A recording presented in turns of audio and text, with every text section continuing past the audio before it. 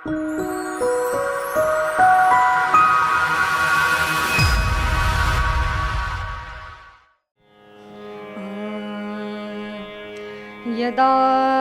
लम्बोदरं हन्ति सतां प्रत्यूहसम्भवं तदा लम्बे दयालम्बं लम्बोदरपदाम्बुजं नमस्ते शारदे देवी सरस्वतीमतिप्रदे वसत्वं मम जिह्वाग्रे सर्वविद्याप्रदा भव सर्वमङ्गलमाङ्गल्ये शिवे सर्वार्थसाधिके शरण्ये त्र्यम्बके गौरी नारायणि नमोऽस्तु ते कैलासराणा शिवचन्द्रमौळी फणीन्द्रमाथा मुकुटीझळाळी कारुण्यसिन्धो भवदुःखहारी तुझ वीणशम्भो मज कोणतारी नमस्तस्मै भगवते नारदाय महात्मने कामक्रोधविहीनाय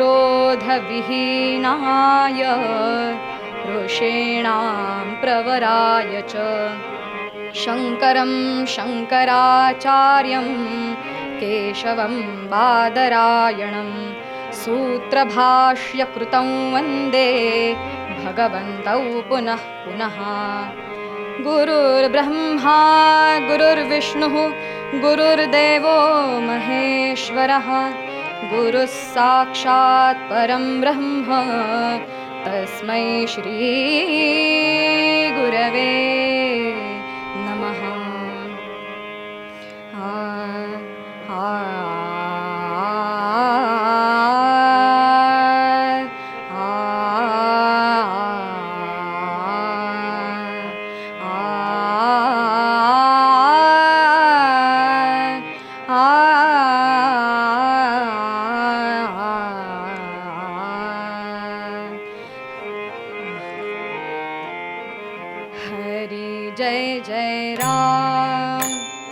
राम कृष्ण हरे हरे जय जय राम राम कृष्ण हरे हरे जय जय राम राम कृष्ण हरे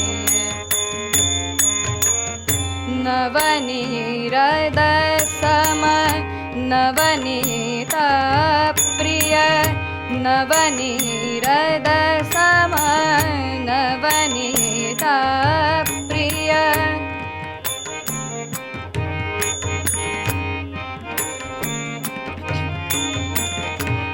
नवनीरद सम नवनीत प्रिय नवल विनोद विहारी कृष्ण हरे नवल विनोद विहारी कृष्ण हरे नवल विनोद विहारी कृष्ण हरे हरे जय जय राम राम कृष्ण हरे हरे जय जय राम राम कृष्ण हरे जय जय राम राम कृष्ण हरे शरणागत दीनाचरणी रत शरणागत दीनाचरणी रत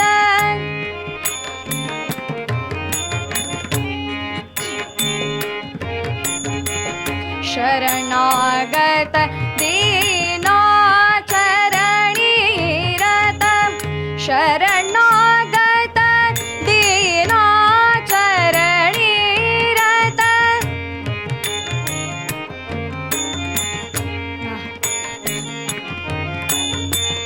शरणागत दीनाचरणी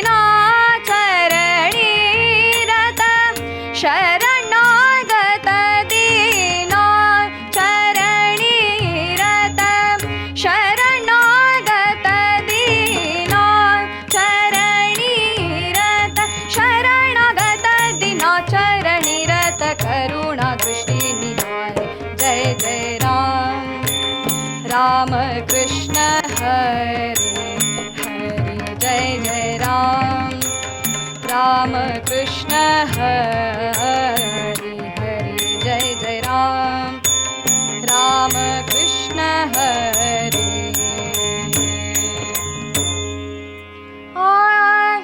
श्री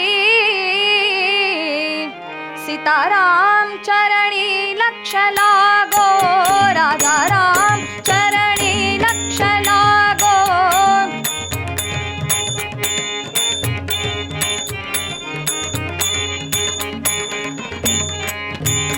सीताराम चरणी लक्ष लागो कीर्तन संगे रंगात देह वाहो कीर्तन संगे रंगात देह वाहो कीर्तन संगे रंगात देह वाहो बालकृष्ण चरणी लक्ष लागो श्रीराम चरणी लक्ष लागो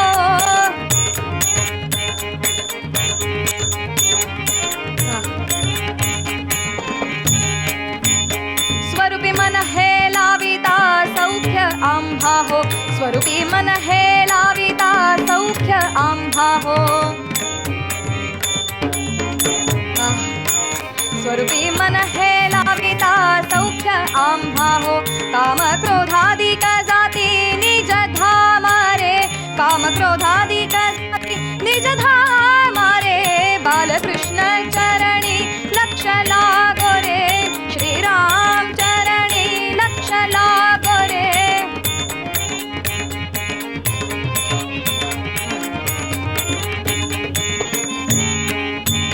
सद्रूप चिन्मय नारायण रूप ध्यावू सद्रूप चिन्मय नारायण रूप ध्यावू सद्रूप चिन्मय नारायण रूप ध्यावू नारायण नारायण हा सद्रूप चिन्मय नारायण रूप ध्यावू रूप ध्यावू रूप ध्यावू रूप ध्यावू सद्रूप चिन्मय नारायण रूप ध्यावू तन्मय होवो नि बलवंत प्रेमे गावो तन्मय होवो नि तन्मय होवो नि तन्मय होवो नि बलवंत प्रेमे गावू रे बालकृष्ण चरणी लक्ष लागो रे श्रीराम चरणी लक्ष लागो रे सीताराम राम राम राजा राम राम राम श्रीराम राम राम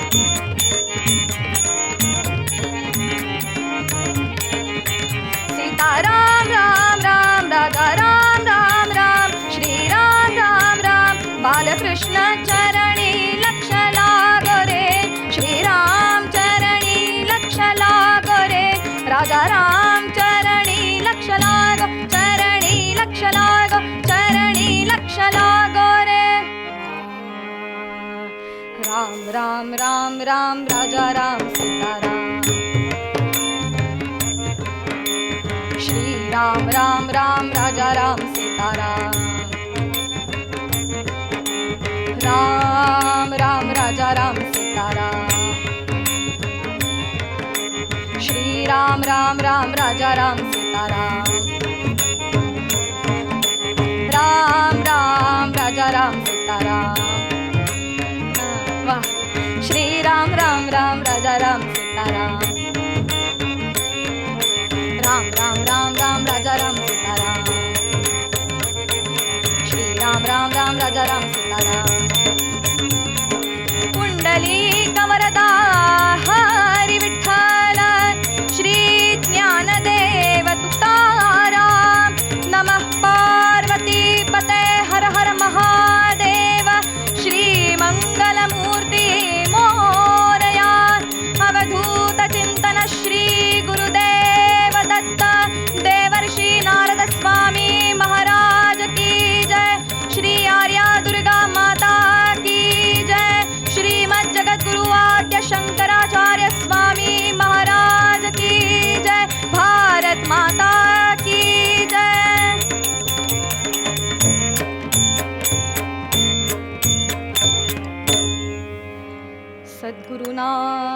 महाराज की जय. जय जय रघुवीर समर्थ.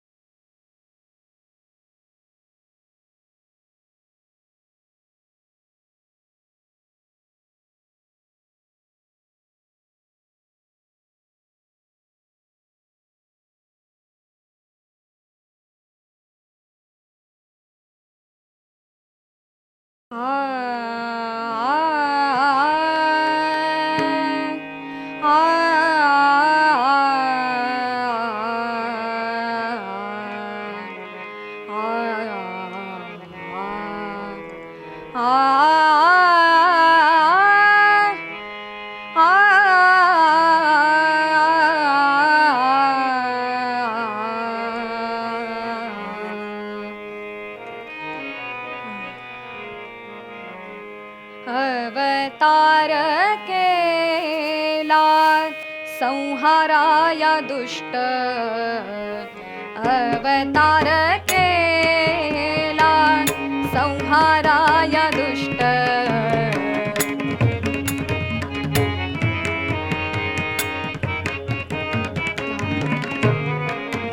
अवतार केला संहाराया दुष्ट.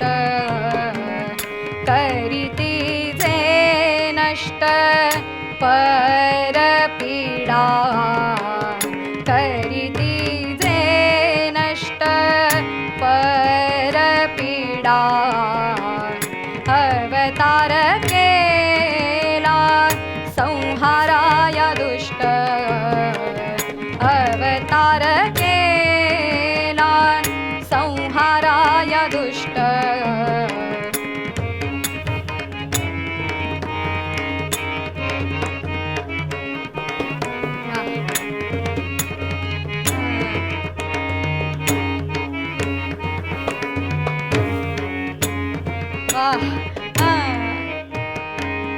संहाराय दुष्ट.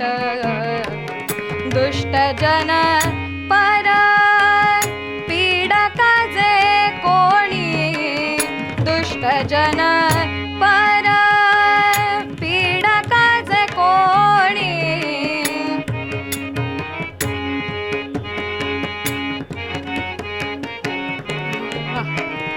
दुष्ट जन पर पीडक जे कोणी.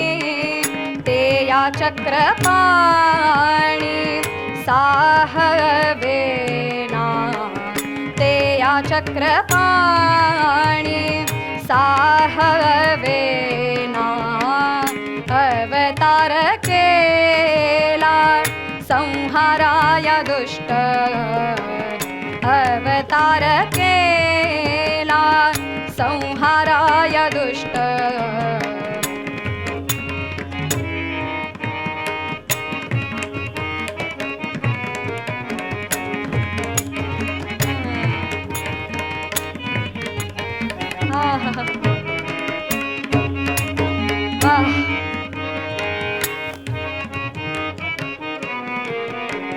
तुका म्हणे सत्य धर्म संस्थापने.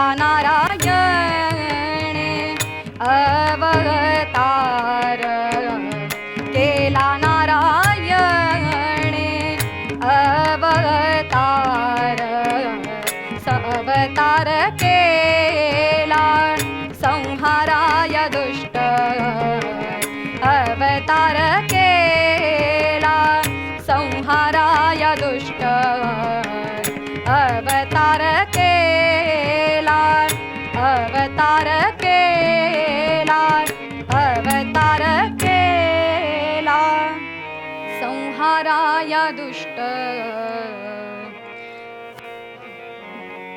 बल बल जइये बागुनी के बल बल जइये बागुनी के बल बल जइये बागुनी के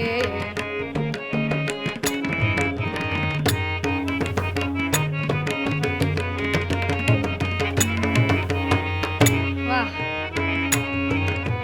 बल बल जइये बागुनी के जिन सुर सात सवारे जिन सुर सात सवारे बल बल जइये बागुनी के बल बल जइये बागुनी के सुध सुर कोमल अरुश्रुति भेदन सुध सुर कोमल अरुश्रुति भेदन आवन गवन अलंकार अनगिन राम रंग मूर्धना ओरे गुण नाद समुद्र दिया रे बल बल जइये बागुनी बल बल जइये बल बल जइये बल बल जइये बागुनी के यदा यदा हि धर्मस्य ग्लानिर्भवति भारत अभ्युत्थानम् अधर्मस्य तदात्मानं सृजाम्यहम् परित्राणाय साधूनां विनाशाय च दुष्कृतां धर्म संस्थापनार्थाय संभवामि युगे युगे गोपाल कृष्ण भगवान की जय।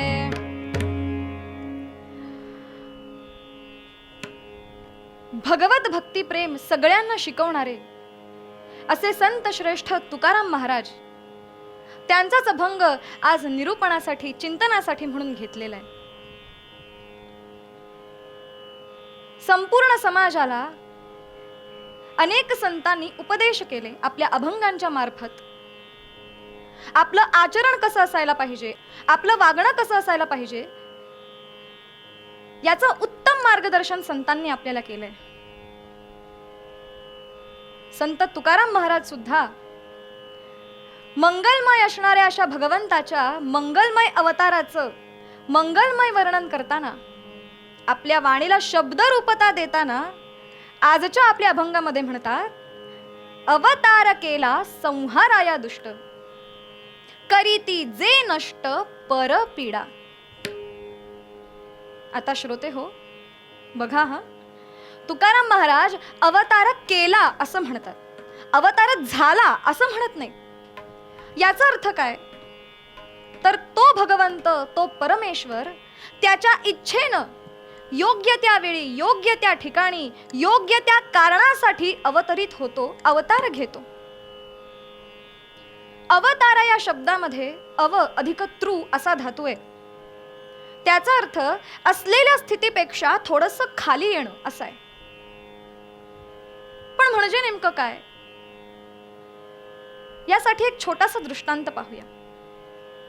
2 मजली एक मोठं घर होतं आणि या घराच्या अंगणामध्ये त्या घरातली 2 भावंड खेळत होती, लहान होती। सुरुवातीला खेळच खेळत होती बरं, पण हळूहळू त्या खेळाचं रूपांतर आता भांडणामध्ये व्हायला लागलं आणि ते दोघंही भांडायला लागले। थोडा काळ आणखीन गेला आणि त्यानंतर ते भांडण फक्त भांडणापुरतं मर्यादित न राहता मारामारी त्या भांडणामध्ये सुरू झाली। एकमेकांना मारायला लागले, इजा व्हायला लागली, जखमा व्हायला लागल्या। आता त्या दोघांना बघून घरातले जे मोठे लोक होते, कुटुंबातील मोठे सदस्य, आई असेल, भाऊ असेल, बहीण असेल, ते ते तिथं त्यांच्या जवळ आले, त्यांना समजावण्याचा प्रयत्न केला की अरे भांडू नका, तुम्हालाच लागतंय. पण त्यांचं भांडण खूप वाढलं होतं, इतकं की शेजारची लोक येऊन त्यांचं भांडण थांबवत होती. पण गंमत अशी घडली की शेजारच्यांना सुद्धा आता ते मारायला लागले त्यांच्या भांडणामध्ये, त्यांनाही इजा व्हायला लागली. काही केल्या सुद्धा ही दोन्ही मुलं काही शांत होत नाहीयेत. यांना समजावून काहीही उपयोग होणार नाही, त्यांना शासनच केलं पाहिजे. आता त्यांना शासन करायची वेळ आलेली आहे हे लक्षात घेऊन दुसऱ्या मजल्यावरती वडील जे काम करत बसले होते ते हातात काठी घेऊन खाली आले आणि दोघांना सुद्धा त्यांनी योग्य ते शासन केलं. आपल्या भगवंतांच्या अवताराच्या बाबतीत सुद्धा अगदी तसंच आहे. अनेक संत महंत आहेत, ज्येष्ठ श्रेष्ठ लोक आहेत, ते आपल्या सर्वांना चांगल्या गोष्टींचं आचरण करण्यासाठी सांगतात, योग्य त्या प्रकारचं मार्गदर्शन करत असतात. पण तरी सुद्धा काही लोक कसे असतात, कसे हो, दुराचारी, अतिरेकी, अविवेकी, कुठल्याही गोष्टीचा विचार न करणारे, अधर्माचं राज्य पसरवण्यासाठी मदत करणारे, झटणारे, असे काही लोक असतात. बर, पण दुराचारी वृत्ती त्यांची जरी असली तरी सुद्धा त्याची झळ इतरांना बसते. परिणामतः जे सज्जन लोक असतात त्यांच्यावर त्याचा वाईट परिणाम व्हायला लागतो, त्यांना जीवन नकोसं व्हायला लागतं. मग अशा वेळी या सज्जनांचं, या चांगल्या लोकांचं रक्षण करण्यासाठी, त्यांचा सांभाळ करण्यासाठी नव्हे तर दुष्टांचा नाश करण्यासाठी सुद्धा त्या ईश्वराला अवतार घ्यावा लागतो. आणि म्हणून भगवंत अवतार घेतात. एका अभंगामध्ये सुंदर वर्णन केलेलं आहे. भूतली अवतरतो दया घन, भूतली अवतरतो दया घन,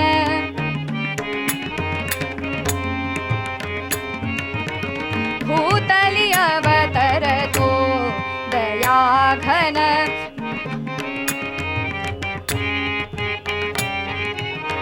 भूतली अवतरतो दया घन, सज्जन पालन दुष्ट निकंदन, सज्जन पालन दुष्ट निकंदन, व्रत है आचरितो दया घन, भूतली अवतरतो दया घन, भूतली अवतरतो अवतरतो अवतरतो, भूतली अवतरतो दयाघन, सज्जन पालन दुष्ट निकंदन, व्रत हे आचरितो. सज्जनांचा सांभाळ करण्यासाठी आणि दुष्टांचा, शत्रूंचा नाश करण्यासाठी, नायनाट करण्यासाठी तो भगवंत परमेश्वर अवतार घेतो. आणि म्हणून तुकाराम महाराज म्हणतात, अवतार केला संहाराया दुष्ट, करीती जे नष्ट परपीडा. अवतार केला. बर, भगवान गोपाल कृष्ण स्वतः सांगतायत, काय सांगतायत? धर्म संस्थापनार्थाय संभवामी युगे युगे. मुळात प्रश्न असा आहे की अवतार घ्यावाच का लागतो? जर तो परमेश्वर देहातीत आहे, जगाचा नियंता आहे, जनक आहे, पालक आहे, तर त्याला अवतार घ्यायची गरज येतेच कशाला? त्याचं कारण असं की अधर्माचं राज्य जेव्हा सगळीकडे पसरतं तेव्हा धर्माची संस्थापना करण्यासाठी भगवंत अवतार घेतात. बघा हा मंडळी, जे धर्मप्रसारक असतात ते कधीही असं म्हणत नाही की आम्ही नवीन धर्माची स्थापना करू. अनादी काळापासून जो आपला धर्म चालत आलेला आहे, वैदिक धर्म जो आपण मानतो, आचरण त्याचं करतो, त्याचं संरक्षण करण्याबाबतीत सगळे बोलतात. गोपाल कृष्ण सुद्धा संस्थापनाय असं म्हणतात, म्हणजे धर्माची पुनर्स्थापना करण्यासाठी तो आधीपासूनच आहे. पण मुळात मग धर्म म्हणजे काय? या धर्माची व्याख्या अनेक जण आपापल्या पद्धतीने घेतात. काही जणांना धर्म म्हणजे आफूची गोळी वाटते. काही जणांसाठी देवळात, देवघरात आपण सोवळ्यानं जी पूजा करतो, जे अनुष्ठान, अधिष्ठान आहे, त्या अनुष्ठानाला काही जण धर्म म्हणतात. पण मंडळी, आफूची गोळी माणसाचा नाश करते, पण हा जो धर्म आहे ना, तो माणसाचा नाश करत नाही, तो माणसाचा अभ्युदय करतो. आणि हे आपण लक्षात घेतलं पाहिजे. श्रीमद भगवद्गीतेमध्ये भगवान गोपाल कृष्ण आपल्याला सांगतायत,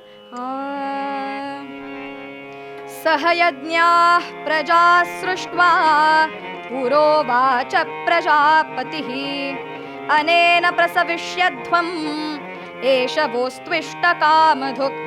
गोपाल कृष्ण भगवान की जय. भगवान गोपाल कृष्ण काय म्हणतायत या श्लोकामध्ये? ब्रह्मदेव सांगतायत, हे प्रजाजन हो, तुम्ही जो यज्ञ करताय त्या यज्ञाच्या मार्फत, यज्ञामधूनच तुमचा उत्कर्ष करून घ्या, उत्कर्ष गाठा. पण मंडळी, आता यज्ञाच्या मार्फत जो यज्ञ त्यांनी निर्माण केलाय त्या यज्ञातून उत्कर्ष गाठा असं आपल्याला ते सांगतायत ब्रह्मदेव. इथे यज्ञ हा अर्थ धर्म या अर्थानं आपल्याला लक्षात घ्यायचा आहे. धर्म हा एक यज्ञच आहे. यावर टीका लिहिताना ज्ञानोबराय असं म्हणतात, देखा स्वधर्मा ते भजाल तरी हा कामधेनु होईल मग प्रजा हो न सांडिल तुम ते कदा.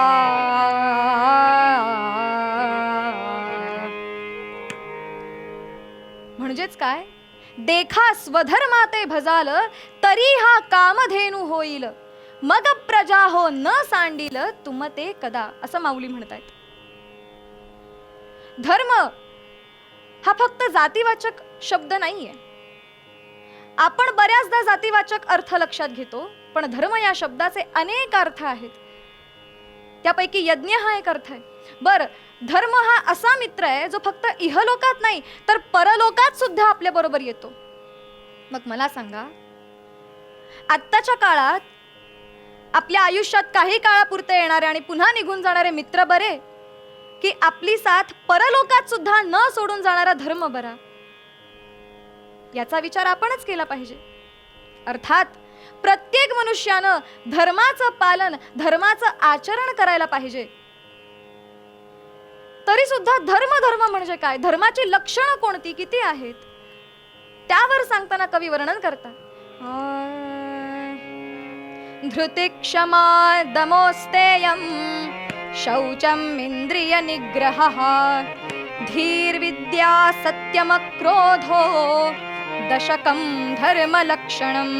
गोपाल कृष्ण भगवान की जय. या श्लोकामध्ये धर्माची 10 लक्षणं सांगितलेली आहेत. धृती, क्षमा, दमः, अस्तेयम, शौचम, इंद्रिय निग्रहः, धीहि, विद्या, सत्यम आणि अक्रोधो. धृती म्हणजे संपुष्टता, संतुष्टता. मंडळी, आपलं शरीर पुष्ट असू शकतं पण मन मात्र समाधानी असायला हवं. आपण कधीच समाधानी नसतो, पण समाधानी वृत्ती बाळगायला आपण शिकलं पाहिजे. धर्माचं हे एक लक्षण आहे. धृती, क्षमा. क्षमा म्हणजे क्षमाशील वृत्ती. आपल्यामध्ये क्षमाशील वृत्ती असणं हेही धर्माचं एक लक्षण आहे. बर, पण फक्त क्षमाशील वृत्ती एवढाच अर्थ अभिप्रेत नाही. त्या क्षमाशील वृत्तीच्या मागे सामर्थ्य सुद्धा गरजेचं आहे, किंबहुना अपेक्षित आहे. म्हणजे काय? मी दुर्बल आहे, तसंही मी युद्ध करू शकणार नाही आणि मी तुला क्षमा करतो असं म्हटलं तर त्याला काही अर्थ नाही. पण तुझा वध मी इथे करू शकतो, पण तरीही मी तुला क्षमा करतोय, हा अर्थ. त्या क्षमाशील वृत्तीच्या मागे सामर्थ्य अत्यंत गरजेचं आहे, अपेक्षित आहे. धृती, क्षमा. दमः, मनोविजय. दमः म्हणजे आपल्या मनावर ताबा ठेवणं, मन नियंत्रणामध्ये ठेवणं हेही धर्माचं एक लक्षण आहे. आपलं मन किती आपल्या ताब्यात असतं आणि आपण आपल्या मनाच्या किती ताब्यात असतो हा विचार ज्याचा त्यानं करायचा असो. धृती, क्षमा, दमः, अस्तेयम. अस्तेयम म्हणजे अचौर्यम, चोरी न करणं. फक्त शारीरिक दृष्ट्या नव्हे तर मानसिक दृष्ट्या सुद्धा आसक्ती न ठेवणं. हेही धर्माचं लक्षण आहे. धृती, क्षमा, दमः, अस्तेयम, शौचम. शौचम म्हणजे पवित्रता. तन मन या सगळ्या गोष्टींची पवित्रता, शुद्धता यामध्ये अभिप्रेत आहे. बरं, तेही धर्माचं लक्षण आहे. धृती, क्षमा, दमोस्तेयम, शौचम, इंद्रिय निग्रह. इंद्रिय निग्रह, आपल्या इंद्रियांवर आपला ताबा असला पाहिजे, हेही धर्माचं लक्षण आहे. पुढे सांगताय धीर विद्या. धी ही म्हणजे बुद्धी आणि विद्या, या दोन्ही गोष्टी हातात हात घालून चालतात. आपल्याकडे बुद्धी आहे आणि विद्याही आहे, पण जी विद्या आपल्याकडे आहे त्या विद्येचा योग्य वापर कधी कुठे करायचा याचं मार्गदर्शन करणारी किंवा हे सांगणारी बुद्धी सुद्धा तेवढीच तल्लख असायला लागते. हेही धर्माचं लक्षण आहे. धीर विद्या सत्यम. सत्यम वद, आपल्या शास्त्रात सांगितलंय नेहमी सत्य बोललं पाहिजे. आणि शेवटी सांगतायत अक्रोधो म्हणजे अक्रोध, राग येऊ न देणं. आजच्या काळात जर विचार केला तर राग ही गोष्ट प्रत्येक माणसामध्ये दिसते. पूर्ण राग जाईल की नाही याची शाश्वती देता येत नाही, पण त्याचं प्रमाण तरी आपल्याला कमी करता येऊ शकणार असेल तर प्रत्येकानं ते करावं, कारण तेही धर्माचं लक्षण आहे. मंडळी, त्यामुळे धर्माचे असे अनेक प्रकार आपण लक्षात घेऊ शकतो. अनेक लक्षणं धर्माची सांगितलेली आहेत. मग या सगळ्याच पालन करणं आपल्याला होईल का, तर ते सांगता येणार नाही. मग सगळ्याचं जरी पालन आपल्याला नाही करता आलं तरी किमान एका तरी लक्षणाचं पालन आपण करण्याचा प्रयत्न तरी केला पाहिजे. तेही जमेलच असं नाही, पण किमान प्रयत्न केला पाहिजे. आणि ते जर आपण केलं तरच आपला धर्म आपण टिकवू शकू. नाहीतर आजची परिस्थिती सर्वांना ज्ञातच आहे, माहितीच आहे. याखेरीज आणखीन काही जर धर्मविषयक असेल, म्हणजे धर्म म्हणजे काय या बाबतीत, तर नातेसंबंध असतात. पितृधर्म, मातृधर्म, बंधुधर्म हे धर्म आहेत. कुठेतरी नाती सुद्धा आजच्या काळात कमी होताना दिसतायत. तिकडेही आपण लक्ष दिलं पाहिजे. सगळ्यांना धरून एकत्र येऊन आपण या धर्माचं पालन केलं पाहिजे, धर्माचं आचरण केलं पाहिजे. आणि असं जर आपण केलं नाही तर काय होईल? अधर्म वाढेल, अधर्माचं राज्य, अधर्माची सत्ता सगळीकडे वाढेल. आपण बंदी होऊन जाऊ, आपण गुलामगिरीत पुन्हा येऊ. आणि मग पुन्हा ईश्वर अवतार कधी घेईल याची वाट बघण्याची वेळ येईल. अर्थात ती वेळ आपण येऊन देतो, पण तरी सुद्धा तो भगवंत कसा आहे हो. आपण जरी चुकलो तरी सुद्धा आपल्यावर कृपा करणार आहे.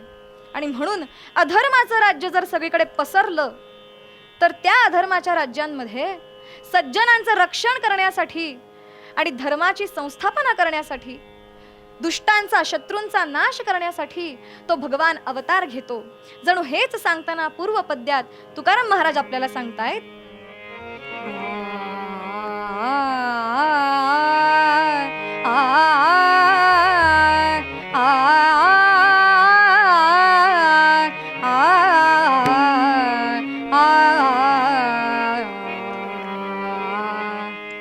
अवतार केला संहाराया दुष्ट, अवतार केला संहाराया दुष्ट, अवतार केला संहाराया दुष्ट.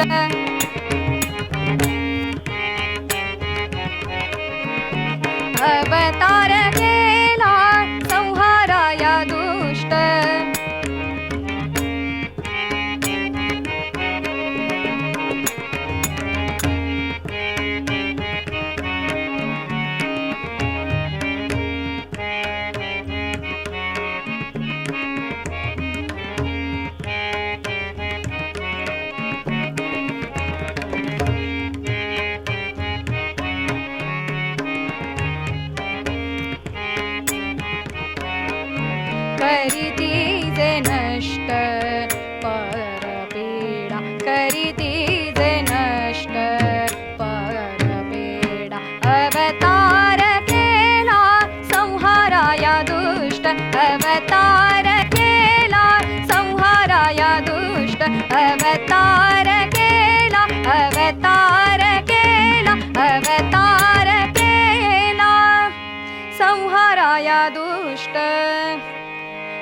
ताना धृति लिति लोम लोम तानी दीम ताना धृति लिति लोम लोम तानी दीम ताना धृति लिति लोम लोम तानी दीम ताना धृति लिति लोम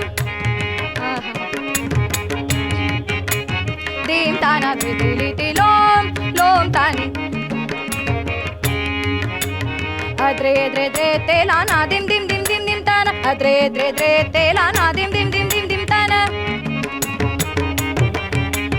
अद्रे द्रे द्रे तेला ना दिम दिम दिम दिम दिम तान नितारे दादा नि दिम ताना नितारे दादा नि दिम ताना धृति लिति लोम लोम तानी दिम ताना धृति लिति लोम लोम तानी दिम ताना धृति लिति लोम लिति लोम लिति लोम लिति लोम.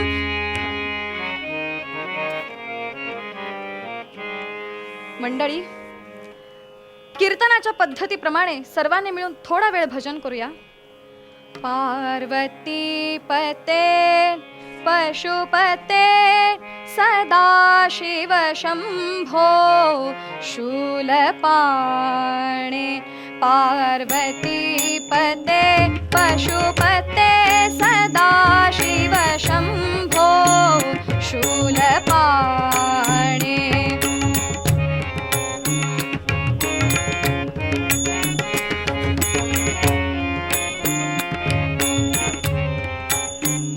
पार्वती पते पशुपते सदाशिव शंभो शूलपाणे पार्वती पते पशुपते सदाशिव शंभो शूलपाणे पार्वती पते पशुपते सदाशिव शंभो शूलपाणे पार्वती पते पशुपते सदाशिव शंभो शूलपाणे शूलपाणे शूलपाणे. नमः पार्वती पते हर हर महादेव. श्रीमज्जगद्गुरु आद्य शंकराचार्य स्वामी महाराज की जय. 4-5 दिवस झाले होते. प्रचंड पाऊस कोसळत होता. प्रचंड मेघगर्जना, विद्युल्लतेचं तांडव, यामुळे निसर्गाचं रौद्र स्वरूप दिसत होतं, जे अत्यंत भयकारी वाटत होतं. भीती वाटावी असंच वातावरण निर्माण झालं होतं. इतकी भयानक परिस्थिती उद्भवली होती हो. जीवनदायी, जीवन देणारी सरिता जे काही येईल ते आपल्या कवेत घेऊन प्रवाह करत होती. तिचा प्रवाह तसा सुरू होता. तिच्या काठाशी असणारे जे जीव होते ते प्राण भयानं सुरक्षित जागेकडे धाव घेत होते. दुपारच्या वेळी अंधारून आलं होतं. इतकी वाईट परिस्थिती निर्माण झाली होती. आणि अशा वेळी गंगेच्या काठी जरा उंच अशा स्थितीमध्ये, जरा उंच अशा जागी एक आश्रम होता. या आश्रमामधले जे गुरुदेव होते ते समाधी सुखामध्ये मग्न होते हो. त्यांना चाहूलही नव्हती की बाहेर काय परिस्थिती आहे. पण आश्रमातला शिष्यगण मात्र जो होता तो मोठा व्याकुळ झाला होता, भयभीत झाला होता. काय करावं कुणाला सुधरत नव्हतं. ती टेकडी चारी बाजूंनी पाण्याने वेढली गेली होती. पण अशा परिस्थितीमध्ये आपल्या गुरुनाथांना सोडून जाणं सुद्धा योग्य नव्हतं. अहो, शक्यच नव्हतं. करायचं काय अशी परिस्थिती निर्माण झाली होती.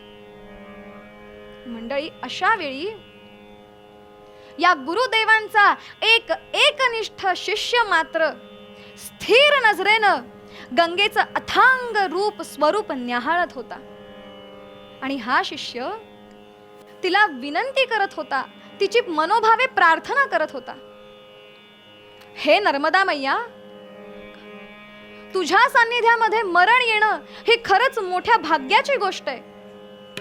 पण हे भवतापहारिणी, तू शांत हो. जे भक्त घाबरतायत, ज्यांना भीती वाटतीये, त्यांच्या भीतीचा नाश करणारी भवतापहारिणी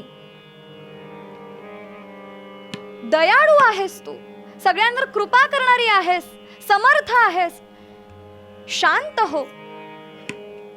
असा नर्मदा मैयाशी संवाद करत असताना या मुलानं काय केलं, या शिष्यानं काय केलं, त्याच्याजवळ जो कमंडलू होता तो कलता केला आणि जलाकर्षण मंत्र म्हणायला सुरुवात केली. आणि त्याबरोबर आश्रमाच्या द्वारापर्यंत जे पाणी आलं होतं ते सगळं त्या कमंडलू मध्ये गेलं आणि लुप्त झालं. अहो, त्यावेळी हे संकट टळलं, सगळेजण त्या संकटातून मुक्त झाले. आणि त्यानंतर सगळ्यांनी मिळून त्या शिष्याचं मोठं कौतुक केलं. हो, त्याची स्तुती केली, सगळ्यांनी कौतुक केलं. कोण होता हा मुलगा, कुठल्या काळातला, कुठल्या प्रांतातला? केरळ प्रांती कालटी ग्राम, शिवगुरूंचे पवित्र धाम, आर्यांबा ही सती परमा, पुत्र प्राप्ती सत्व शिवध्यायी. श्रीमद जगद्गुरु आद्य शंकराचार्य स्वामी महाराज की जय. केरळ प्रांतातली ही गोष्ट आहे बरं. केरळ प्रांतामध्ये कालटी नावाचं गाव आहे, ग्राम आहे. मंडळी, हे कालटी नावाचं जे गाव आहे ना, ते लहान जरी असलं तरी अतिशय सुंदर होतं. हो, सृष्टी देवीची नैसर्गिक सौंदर्यता, सुंदरत्व या कालटी ग्रामामध्ये बघायला मिळत होतं. मोठमोठे गगनचुंबी वृक्ष या ग्रामामध्ये होते. एवढंच काय, शुक, सारिका, भारद्वाज, विविध पक्ष्यांचे मधुर निनाद ऐकायला मिळत होते. सुंदर नयनरम्य असं हे गाव होतं. मोह पाडणार असं हे कालटी नावाचं गाव बरं. या कालटी नावाच्या गावामध्ये शिवगुरु नावाचे एक विद्वान पंडित राहत होते. कसे होते तर अत्यंत सदाचारी, सतशील वृत्तीचे, द्वेषरहित होते, कर्मयोगी होते. आणि त्यांची पत्नी कशी होती, सती धर्माला जणू आदर्श अशीच त्यांची पत्नी. तिचं नाव आर्यांबा असं होतं. अत्यंत सुखाचा संसार त्यांचा चालला होता. पण जगी सर्व सुखी असा कोण आहे, या उक्तीप्रमाणेच एक दुःख होतं, एक खिन्नता होती, ती अशी की त्यांना संतती नव्हती, अपत्य नव्हतं. आणि म्हणून या दोघांनी काय करावं तर भगवान शिवाची, महादेवाची आराधना करायला सुरुवात केली. हे दोघंही, शिवगुरु आणि आर्यांबा, भगवान शंकरांचे मोठे निस्सीम उपासक होते, कडक उपासक होते. पुत्र नभता शिवगुरु पंडितासी, पुत्र नभता शिवगुरु पंडितासी,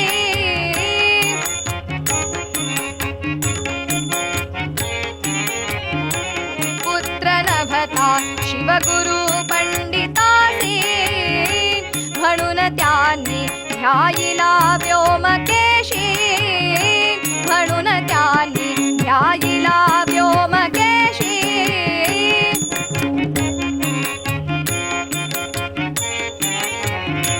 म्हणून त्यांनी ध्यायिला व्योमकेशी.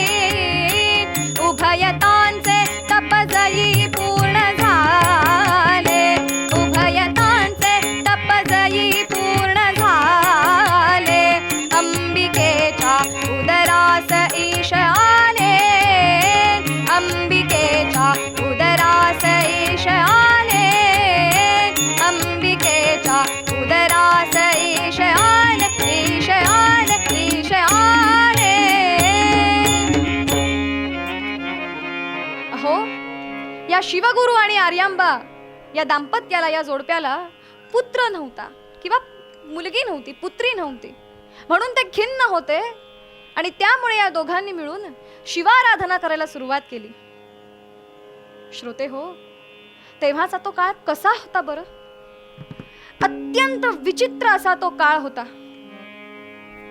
दुष्ट तर्कशक्तीला चालना देऊन भोगवादी विचारचरणीचा प्रसार अनेक लोक त्या काळामध्ये करत होते हो. अहो, आपला वैदिक धर्म किंबहुना आपला धर्म ज्याचं आपण आचरण करतोय तो लुप्त होतोय की काय, अशी भीती वाटायला लागली होती. अशी वाईट परिस्थिती निर्माण झाली होती. वेगवेगळे संप्रदाय निर्माण झाले होते. शैव, शाक्त, वैष्णव, गाणपत्य, कापालिक. अहो, मतांचा गलबला कोणी पुसेना कोणाला, अशी वाईट गत, वाईट परिस्थिती निर्माण झाली होती. सज्जनांना जीवन व्यर्थ वाटत होतं. आणि अशा परिस्थितीमध्ये ईश्वराचा अवतार व्हायला पाहिजे असं सगळ्यांना मनोमन वाटत होतं हो. आणि जणू म्हणूनच की काय, वैशाख शुद्ध पंचमीला माध्यान्हाच्या वेळी या शिवगुरु आणि आर्यांबा यांच्या पोटी जणू ईश्वरानंच अवतार घेतला. भगवान महादेवांनीच जणू अवतार घेतला. मंडळी, महादेवांची उपासना केली, त्यांची आराधना केली आणि त्यानंतर पुत्रप्राप्ती झालीये. म्हणून या दोघांनी त्या बालकाचं नाव काय ठेवावं, तर शंकर हे नाव त्यांनी त्या बाळाचं ठेवलं, त्या मुलाचं ठेवलं. हा मुलगा लहानपणापासून अतिशय हुशार होता बरं.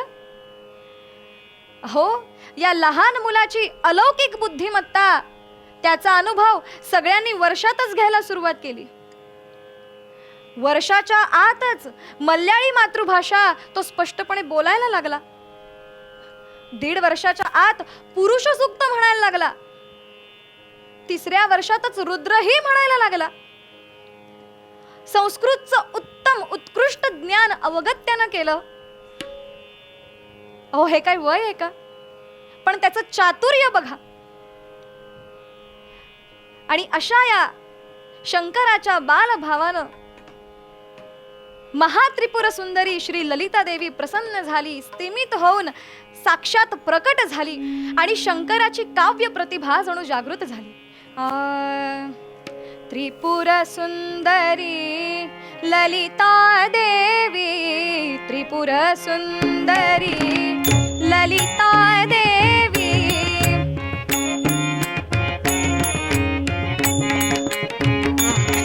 त्रिपुर सुंदरी ललिता देवी, कृपा दृष्टी अवलोकी अवलोकी, कृपा दृष्टी अवलोकी अवलोकी,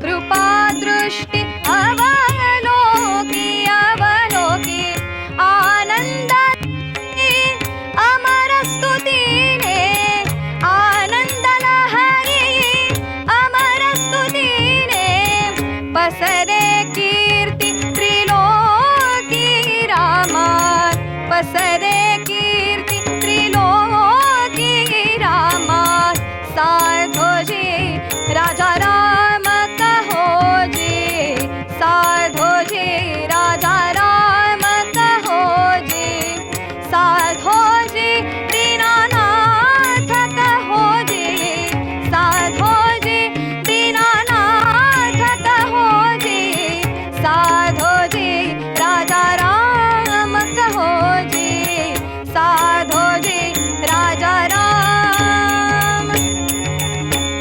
वाह! अहो, आणि या लहान शंकराच्या मुखातनं शब्द लहरी बाहेर पडायला लागल्या हो, प्रकट झाल्या. आणि आनंद लहरी नावाच्या स्तोत्राची रचना निर्मिती इथेच झाली. सगळं उत्तम सुरू होतं हो. पण याच काळामध्ये मात्र या शंकराचे वडील म्हणजेच शिवगुरु यांचं निधन झालं. दुःखाचा डोंगर पहाड जणू या कुटुंबावर कोसळला होता हो. पण मंडळी, आर्यांबा अत्यंत सहनशील होती हो. या दुःखाची सळ या लहान चिमण्या बाळापर्यंत तिनं कधीच पोहोचू दिली नाही, लागू सुद्धा दिली नाही. गावकऱ्यांच्या मदतीनं, सहकार्यानं आर्यांबेनं काय केलं, या शंकराचा व्रतबंध सोहळा पूर्ण केला, पार केला, पाडला. आणि त्यानंतर जवळ असणाऱ्या पाठशाळेत त्याला पाठवलं. पाठशाळेतल्या गुरुजींबरोबर इतर विद्यार्थ्यांचा सुद्धा हा शंकर अतिशय लाडका झाला होता.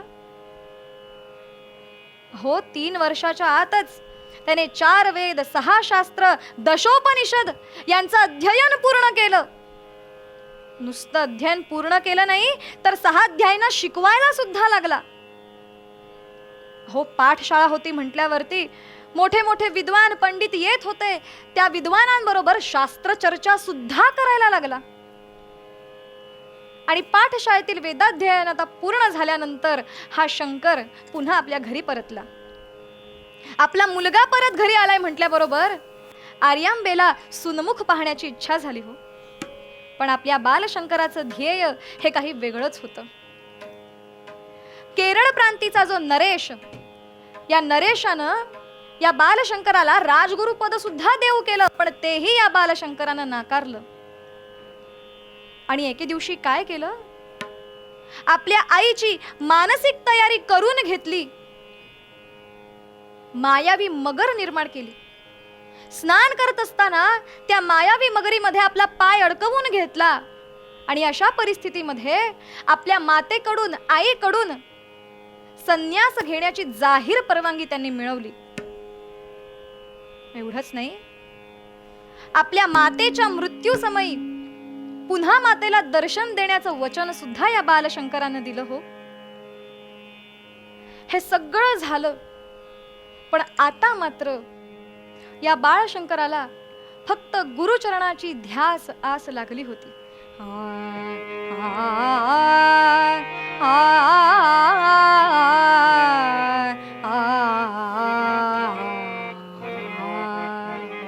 गुरुचरणाची आस मजला, गुरुचरणाची आस मजला.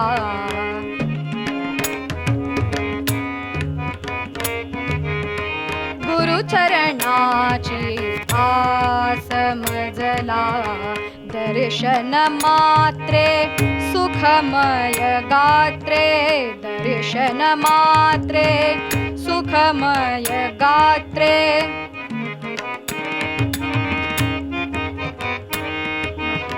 दर्शन मात्रे सुखमय गात्रे, मन बुद्धी अन्श्वास मजला, मन बुद्धी अन्श्वास मजला. गुरुचरणाची आस मजला. वाह,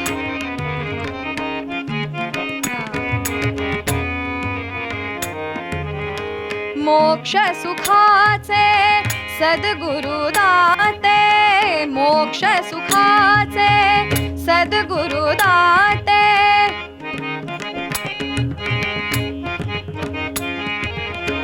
मोक्ष सुखाचे सद्गुरु दाते, ज्ञान द्याविना व्यर्थची गमते.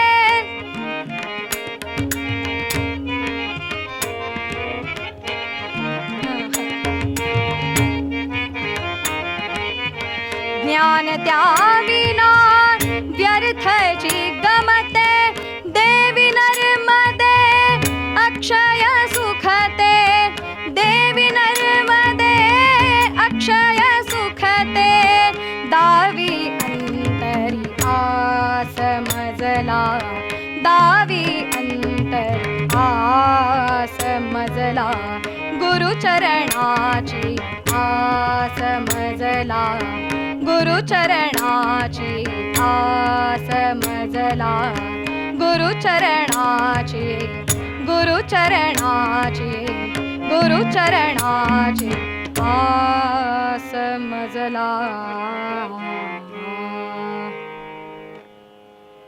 एकाच गोष्टीची ओढ, एकाच गोष्टीची तळमळ या बाळशंकराला लागली आणि ती म्हणजे गुरुचरणाची आस.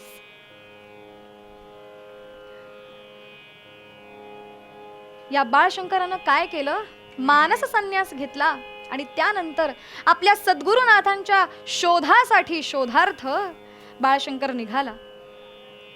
वाटेत या बाळशंकराला त्यांचा सहाध्यायी विष्णू शर्मा भेटला. श्रोते हो, अखेरपर्यंत शेवटपर्यंत हा विष्णू शर्मा यांच्या बरोबर होता. बरं, अमरकंटक नावाचा एक पर्वत आहे. त्या पर्वताच्या जवळ नर्मदा आणि कावेरी यांच्या संगमाच्या जवळ एका गुहेशी एक आश्रम आहे. त्या आश्रमामध्ये गुरुदेव वाटच बघत होते आणि वाट बघून जणू त्या आश्रमाच्या आत समाधी करण्यासाठी, ध्यान धारणा करण्यासाठी गेले असता शंकराचार्यांची स्वारी तिथे आली. हा बालशंकर तिथे येऊन पोहोचला. आता तिथे आल्यानंतर गुरुदेव दिसले नाहीत, म्हणून त्या पूर्ण गुहेलाच या बाळशंकरानं प्रदक्षिणा घातली. त्यानंतर गुरुदेव बाहेर आले.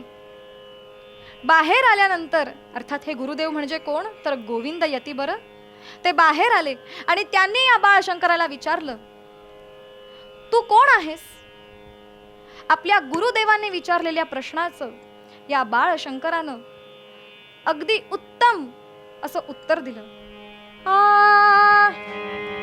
स्वामिन्न हन्न पृथिवी न जलन्न तेजो न स्पर्शनो न गगनन्न च तद्गुणावा नापीन्द्रियाण्यपि तु विद्धि ततोऽवशिष्टो यः केवलोऽस्ति परमस्य शिवोऽहमस्मि. श्रीमज्जगद्गुरु शंकराचार्य स्वामी महाराज की जय.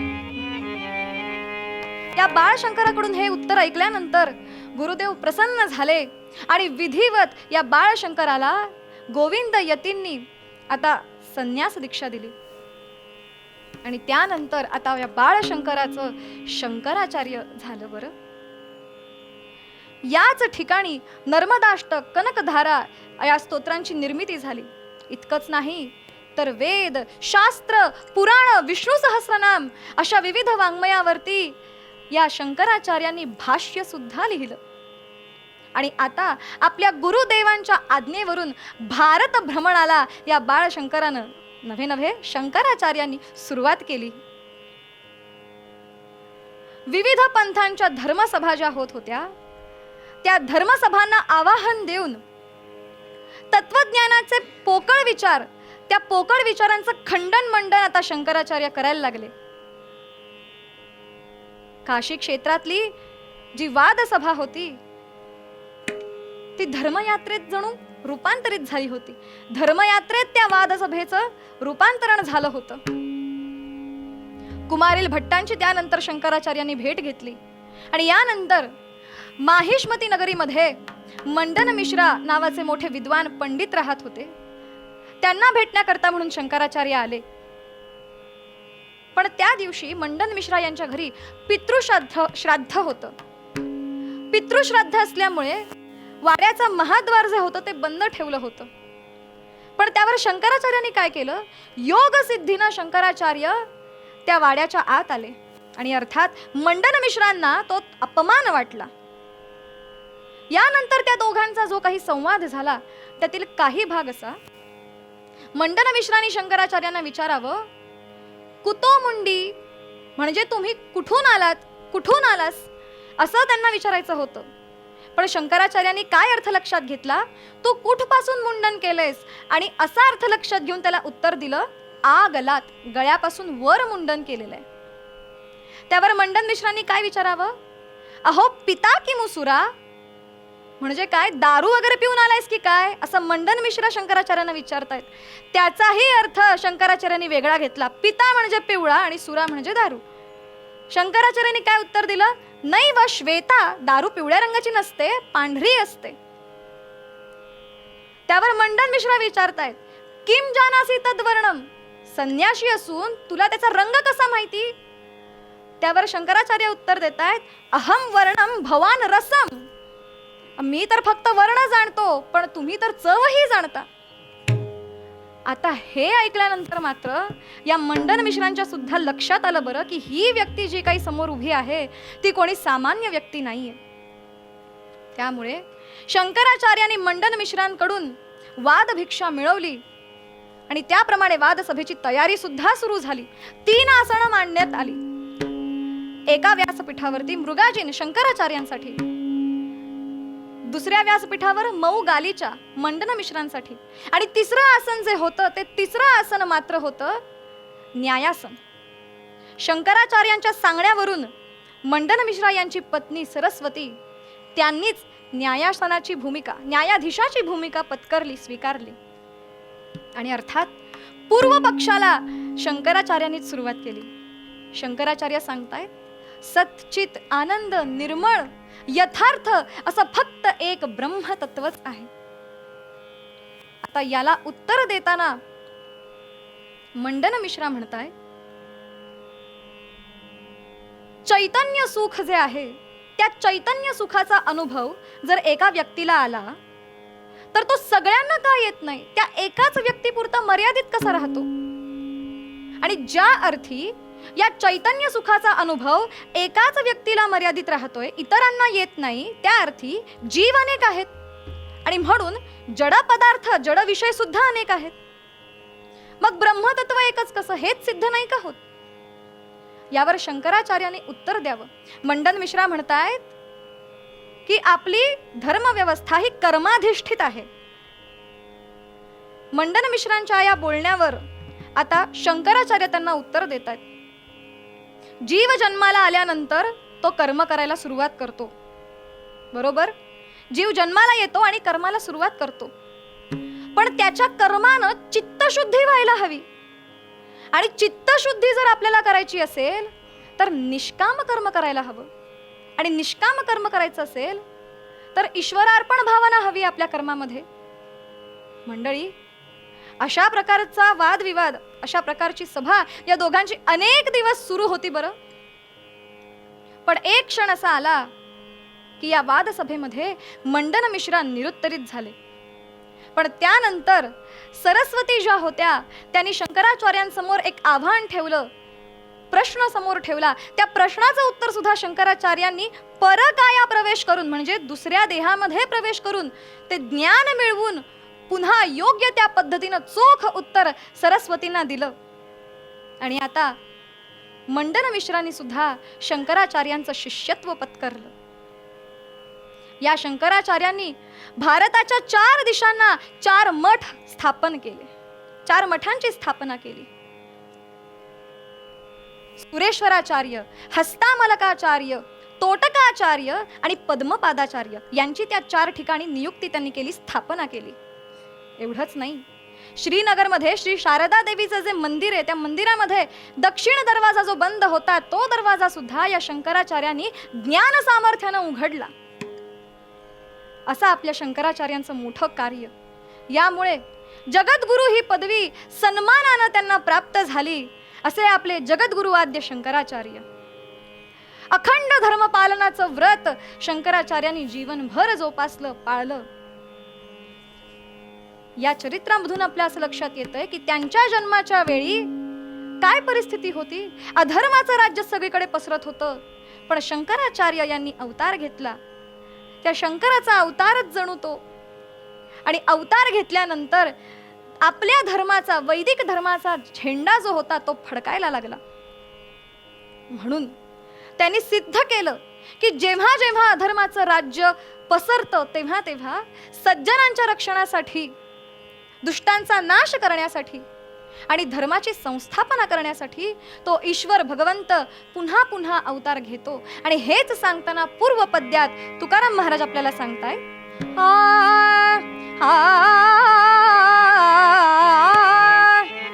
अवतार केला संहाराया दुष्ट, अवतार केला संहाराया दुष्ट.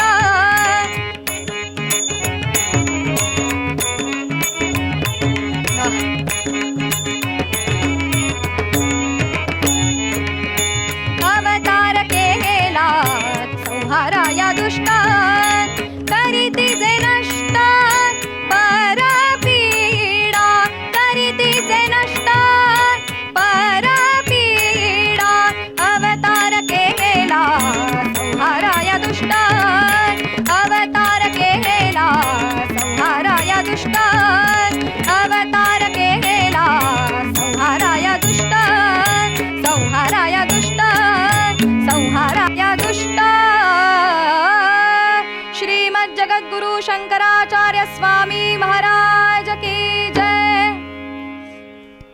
श्रोते हो, कीर्तनासाठी कीर्तनकाराला काही गोष्टी गरजेच्या असतात, महत्त्वाच्या असतात. त्यातील आपण सर्वजण एक आहात. श्रोतृवर्ग आपल्यासारखा उत्तम असा मला लाभला, आपल्या सर्वांची मी ऋणी आहे. त्याचप्रमाणे साथीदारांनी सुद्धा उत्तम रीतीने मला सांभाळून घेतलं, आपल्या तिघांची मी ऋणी आहे. कीर्तन करण्यासाठी मला संधी दिल्याबद्दल कीर्तन विश्व, त्याचप्रमाणे या संपूर्ण टीमची, या चॅनलची मी ऋणी आहे. श्रोते हो, खरोखर हा उपक्रम कीर्तन विश्व हे यूट्यूब चॅनल मागचे 4 वर्ष करत आहे. हे 5वं वर्ष आहे. आपण सर्वांनी मिळून यामध्ये योगदान नक्की करावं, योगदान नक्की द्यावं, तन मन धन अर्पण करावं, कीर्तन प्रायोजित करावीत आणि या मोठ्या यज्ञ कार्याला सहभाग नक्की द्यावा, मदत नक्की करावी. झालेली कीर्तन सेवा भगवंताच्या चरणी अर्पण करून तुकाराम महाराजांच्या शब्दात एकच मागणं मागूया आणि कीर्तनाला पूर्ण विराम देऊया. हे चिदान देगा देवा तुझा विसरण भावा, विसरण भावा तुझा विसरण भावा. गुण गाईन आवडी हेची माझी सर्व जोडी, माझी सर्व जोडी हेची माझी सर्व जोडी. न लगे मुक्ती धन संपदा संत संग देगा सदा, संग देगा सदा, संत संग देगा सदा. तुका म्हणे गर्भवासी सुखे घालावे आम्हासी, घालावे आम्हासी, सुखे घालावे आम्हासी. जर काही चुकलं असेल तर लहान लेकरू समजून मला माफ करा आणि आवडलं असेल तर भगवंताने माझ्या वाणीतून, मुखातून ते वदवून घेतलं हे लक्षात घ्या. शेवटचे 2 श्लोक म्हणूया आणि पूर्ण विराम देऊया. सदा सर्वदा योग तुझा घडावा, तुझे कारणी देह माझा पडावा. उपेक्षू नको गुणवंता अनंता, रघुनायका मागणे हेची आता. जय जय रघुवीर समर्थ, पळ पळ पळता हे सर्व आयुष्य माझे. वसुनी उदरी माते जाहलो पूर्ण ओझे. कधी न करीत सेवा मी तुझी रे अनंता. विषयी विरत झालो तुझी आहे सत्राता. जय जय रघुवीर समर्थ सद्गुरुनाथ महाराज के जय. हे कीर्तन आपल्याला कसं वाटलं? आपला अभिप्राय जरूर कळवा. हे कीर्तन लाईक करा, शेअर करा. अधिकाधिक लोकांपर्यंत ही कीर्तनाची परंपरा पोहोचण्यासाठी आम्हाला सहकार्य करा. कीर्तन विश्व हे यूट्यूब चॅनल गेली 4 वर्ष अव्याहतपणे सुरू आहे. आपल्या सर्वांच्या मदतीनं, सहकार्यानं कीर्तन विश्व यूट्यूब चॅनल अधिकाधिक लोकांपर्यंत पोहोचत आहे, लोकप्रिय होत आहे. मी आपल्या सगळ्यांना विनंती करतो की आपल्या क्षमतेप्रमाणे आपण प्रत्येकानं किमान एक तरी कीर्तन प्रायोजित करा. 61 साजरी करत असताना, 75 साजरी करत असताना, घरात नवीन बाळाचा जन्म झालाय, बारसं झालंय, कुठल्या तरी निमित्तानं कुलदेवताचे आशीर्वाद आपल्याला प्राप्त व्हावे, अशा वेगवेगळ्या निमित्तानं एक तरी कीर्तन प्रायोजित करा आणि या कीर्तन विश्व प्रकल्पाला सहकार्य करा. हे एक ईश्वरी कार्य आहे. आपण सगळ्यांनी याच्यामध्ये सहभागी व्हावं आणि या परंपरेचं जतन करावं, संरक्षण करावं आणि संवर्धन करावं, अशी मी आपल्या सगळ्यांना विनम्र प्रार्थना करतो.